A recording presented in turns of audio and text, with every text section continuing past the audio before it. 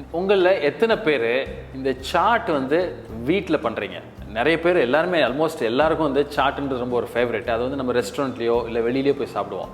பட்டு வீட்டில் யாரும் பண்ண மாட்டாங்க.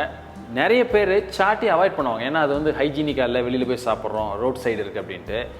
அதில் ரொம்ப முக்கியமானது ஒரு சாட் அப்படின்னு பார்த்தீங்கன்னா அலூ டிக்கி. இந்த அலூ டிக்கி வந்து இந்த பொட்டேட்டோ கட்லெட்னு சொல்கிறோம். அது வந்து எல்லாருக்கும் ஒரு ஃபேவரெட்டு. ஆனால் அது வந்து யாருமே வந்து வீட்டை அவ்வளோ பர்ஃபெக்டாக பண்ணுறதில்ல. என்ன ரீசன் அப்படின்னா அது நல்ல அந்த கிறிஸ்பியாக, அந்த ஒரு டேஸ்டியாக, பஞ்சியாக எப்படி பண்ணுறது, அது அங்கே தான் கிடைக்கிது அப்படின்றாங்க. அதனால் இன்றைக்கி அதை உங்கள் ஹோம் கிச்சனில் ஹைஜீனிக்காக உங்களோட கண்ட்ரோலில் பர்ஃபெக்டாக எப்படி பண்ணலான்னு தான் பார்க்க போகிறோம். I am chef Sundar. Welcome to ரெசிபிச்செக்கர்.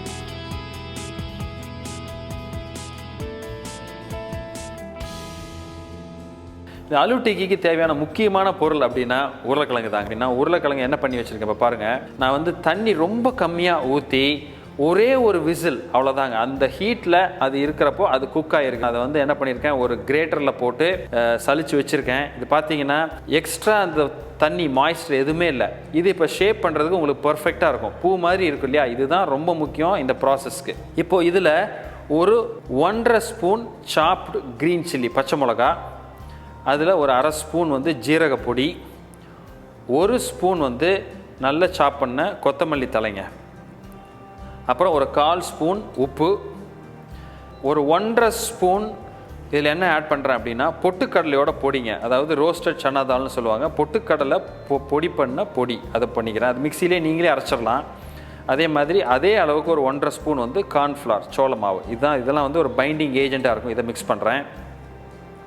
இப்போ இது நல்லா மிக்ஸ் பண்ணி இந்த பொட்டேட்டோ மிக்ஸ் வந்து கொஞ்சம் இப்போ பார்த்தீங்கன்னா நம்ம ஆல்ரெடி டைட்டாக இருந்தது. இப்போ இதில் இந்த பொடி பொட்டுக்கடலை பொடி அதே மாதிரி கார்ன்ஃப்ளவர் இதெல்லாம் ஆட் பண்ணோன்னே எவ்வளோ டைட்டாக ஒரு பர்ஃபெக்ட் ஷேப் இந்த மாதிரி வந்துச்சு பார்த்தீங்களா? இது இப்போது உங்களுக்கு ஷேப் பண்ணுறதுக்கு ரொம்ப யூஸ்ஃபுல்லாக இருக்கும். இப்போது நம்ம பண்ணி வச்சுருக்கிற மிக்ஸை ஒரு பெரிய எலுமிச்சம்பழ அளவு சைஸ்க்கு ஒரு பால் மாதிரி பிடிச்சி வச்சுக்கிறேன். இதை என்ன பண்ணுங்கள், கையில் நல்லா இந்த மாதிரி நல்லா ஸ்மூத் பண்ணுங்கள்.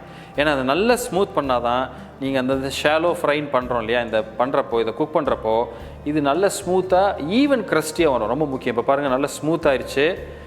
இப்போ என்ன பண்ணுறேன், இந்த ரவுண்ட் பாலை இந்த மாதிரி கையில் அழகாக ஒரு பிளேட் மாதிரி ஷேப் பண்ணிக்கோங்க.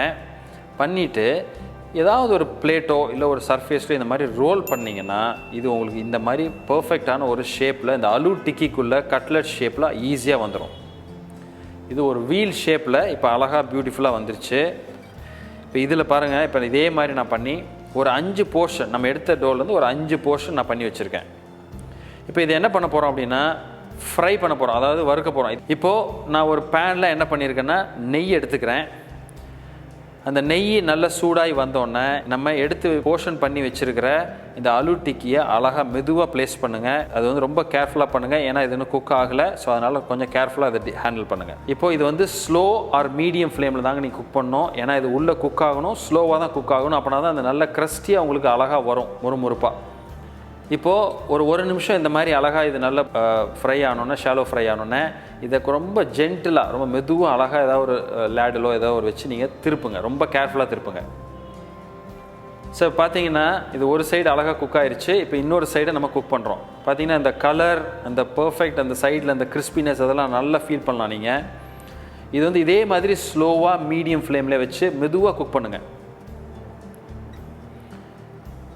இப்போ இது மாதிரி பார்த்தீங்கன்னா இது திரும்ப இன்னொரு வாட்டி ரொட்டேட் பண்ணி இன்னொரு பழம், அதாவது மாற்றி நீங்கள் குக் பண்ணி நல்ல அழகாக ஈவனாக ஒரு கோல்டன் கலரில் அழகாக இந்த மாதிரி கிறிஸ்டியாக வர வரைக்கும் நீங்கள் குக் பண்ணணும். இப்போ இதுக்கு வந்து சில பேர் நீங்கள் இது மாதிரி ஆயில் கூட யூஸ் பண்ணலாம். நெய் வேணாம், ஆயில் வேணாம்னு யூஸ் பண்ணலாம். பட் நெய் வந்து டிரான்ஸ்ஃபேட் ஃப்ரீ. நெய்யை பற்றி நிறைய தப்பான எண்ணம் இருக்குது. ஆக்சுவலாக நெய் நல்லது. ஏன்னா இது வந்து நம்ம எல்லா நெய்யும் யூஸ் பண்ணுறது இல்லை. ஃப்ரை பண்ணிவிட்டு அந்த நெய் நம்ம தனியாக எடுத்துடுறோம். ஸோ அதனால் ஒன்லி இதை ஃப்ரைங்க்கு மட்டும் தான் யூஸ் பண்ணுறோம். ஆனால் அந்த நெய்யில் நீங்கள் ஃப்ரை பண்ணுறப்போ அந்த ஃப்ளேவர், அந்த டேஸ்ட்டு, இந்த அரோமா இருக்கு இல்லையா, அது வந்து ரொம்ப வித்தியாசமாக ரொம்ப பியூட்டிஃபுல்லாக இருக்கும். ஸோ இப்போ அழகாக குக் ஆகி நல்ல ஃப்ரை ஆயிடுச்சு.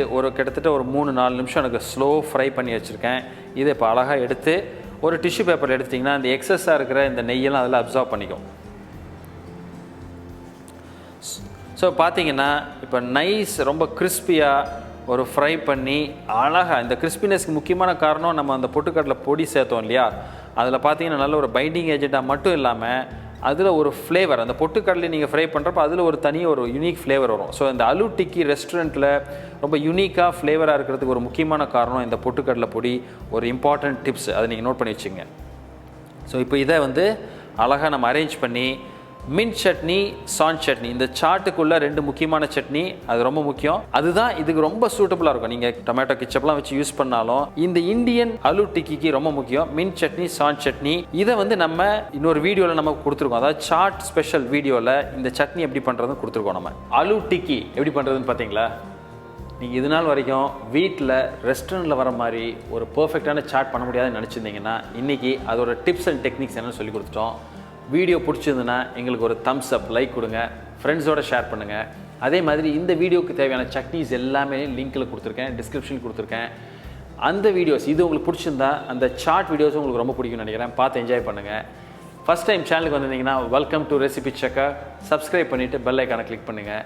நீங்கள் பண்ணின அலூ டிக்கியை எனக்கு உங்களோட சோஷியல் மீடியா பிளாட்ஃபார்மில் நீங்கள் போஸ்ட் பண்ணிவிட்டு எனக்கு அதோட கமெண்ட்டை கொடுங்க, லிங்க் கொடுங்க, எங்களை டேக் பண்ணுங்கள். இதே மாதிரி இன்னொரு நாள் இன்னொரு வீடியோட உங்களை மீட் பண்ணுறேன். அது வரைக்கும் ஹாப்பி குக்கிங்.